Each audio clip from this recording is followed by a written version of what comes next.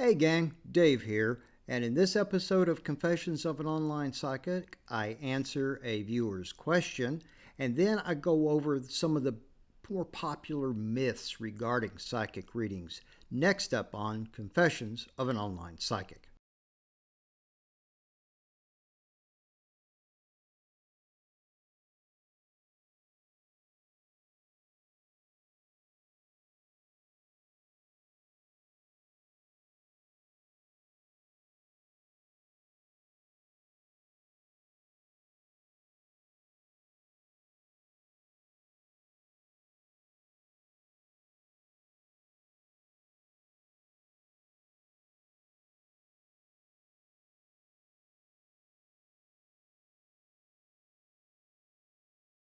Hey guys, well, the YouTube channel is doing quite well. I am so happy. A lot of people are hitting like and subscribe, and I think everybody should. And besides hitting subscribe, you need to hit the little bell to let people to let the system know when I'm uploaded another episode or I'm doing a live. So, in today's episode, I'm going to answer a reader's question, or rather, a viewer's question. And it's a good topic, it really is. It's asking about the law of attraction. Because you see, in the online metaphysical community, in the New Age people, they use the law of attraction a lot. And sometimes people will use the law of attraction as an excuse to belittle people. And they say you bring it on yourself because you're thinking along these lines. And I wanted to address that right now. First off, the law of attraction, while valid, isn't really a good example of what to do to create your situations around you. Law of attraction briefly says that which is like itself is attracted.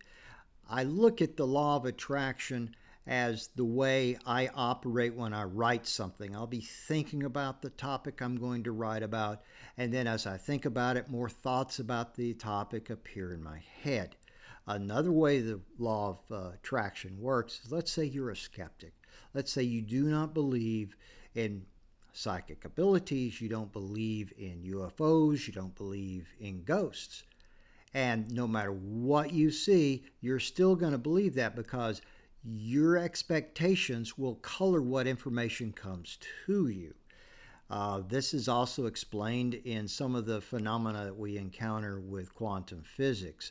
The minute the observer observes a situation, the potential waveform collapses, and therefore we see what we're going to see, and often what we are expecting is what we see, because that's just the way the universe works. And some people think of our life situations as possibly karma, but it's also sometimes what I consider to be kind of a time loop we get ourselves into. I'm working with a friend of mine, and the fella that we're targeting with this, he gets himself in these loops of behaviors. And I find myself getting in those same loops of behaviors. If you've ever driven in an area that has a roundabout, that's like getting onto the inside lane of that roundabout, and you're just going in a circle. You're just passing the same stuff over and over and over again because you're not consciously taking an exit. And that's what happens when you say, I've had enough of this. A lot of this is caused by what I call manifestation by default. You're not consciously creating the universe and everything around you. You are allowing other people to create it for you. And we have two types of reality. We have the objective reality, which is what everybody shares, and the subjective reality, which is its own personal belief. And as we can see through the situations that are around us all the time, everybody will have different views on what each thing is. And that is our subjective reality coloring the objective reality. And therefore, we'll come to our own conclusions. Law of attraction works in this way. If you are of a certain political party, you will always see things that reinforces your thoughts and ideas regarding the points of view of that political system or that political party. Okay.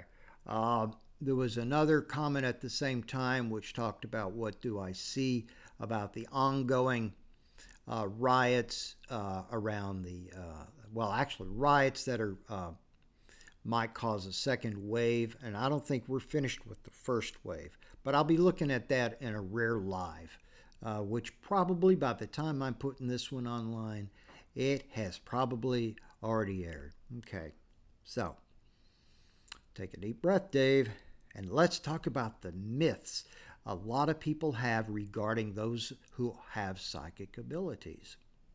And I like to address one right away. It's called 100% accuracy. People will tell me, oh, Dave, you're very, very accurate. I go, yeah, I'm very accurate, but I'm not 100% accurate. It may seem like that because as I do a reading on somebody, I will be giving them information of what to expect, what the energies are that are around them, what events might be coming at them at that time. And what happens is when something that I see occurs, bing, hey, that's a hit. Oh boy, Dave's accurate.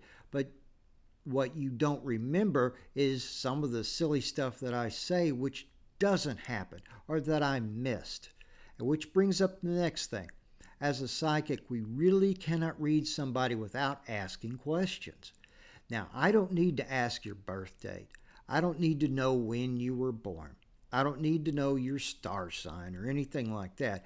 I just start a rapport with the person I'm reading until I match brainwaves with them. My brainwaves will match with theirs, and then I'm in tune, and I can start seeing what's going on around them. I will get names, and I don't want to know what the names mean. I will get concepts. I don't know what the concepts mean. I'll have to ask you questions about that. So the next thing up to is no, psychics don't know everything. There are some things that are hidden from us that prevent us from seeing a future event. And this is often blocked by either the person I'm reading, their higher self, or their guides. Their guides will go, nope, you can't look at that because that's a life lesson for that person. And in order for the lesson to be accurate, we can't let them know what's getting ready to happen to them. I know that because I had several events occur to me that were never foreseen by any one of my friends or people I consulted who were psychic. They didn't see them at all. And that is because they were picking up the energy that I had at that time.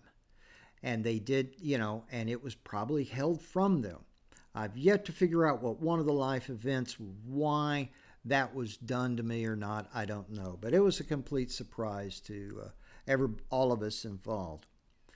And the other thing is predicting the exact date or time or even place of something happening.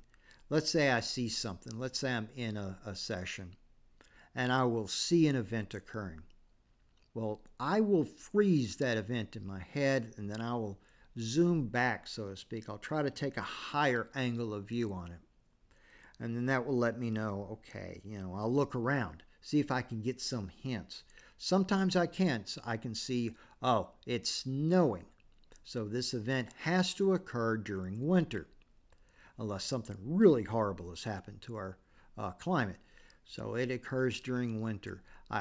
Maybe I'll pick up the smell of fresh flowers. So I'll say, okay, this occurs either at a location which flowers are always blooming, or I'll say, okay, this is a time of the year in which flowers begin to bloom, which puts it, depending on where the person is I'm reading, it could be anywhere from April through June.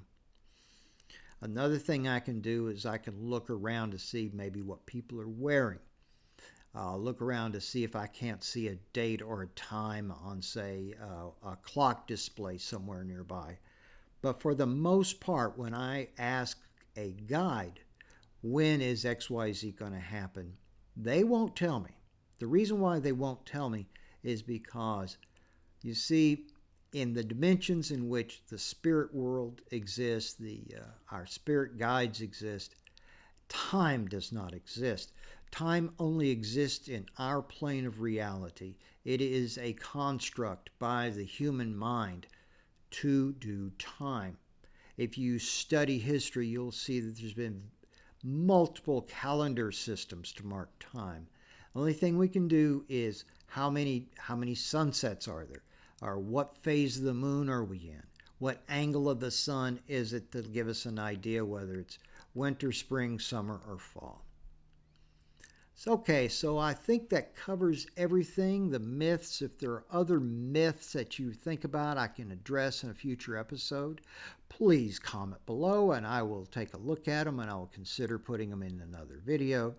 Until such time, I ask you to please click like and subscribe, hit the notification button. Also, I have a new group, so go to that group, ask to join. It's a lot of fun. We're fun people. And if you can, please go to my Patreon page and sign up there. And then I have a link to my website if you wish to hire me for a reading. My past clients say they have a lot of fun when we have readings. It's fun. I'm not overtly serious. Even if I see something serious coming at you, I will okay, nothing in this life is serious. So that's it. And until next time, this is Dave, Confessions of an Online Psychic. See you later.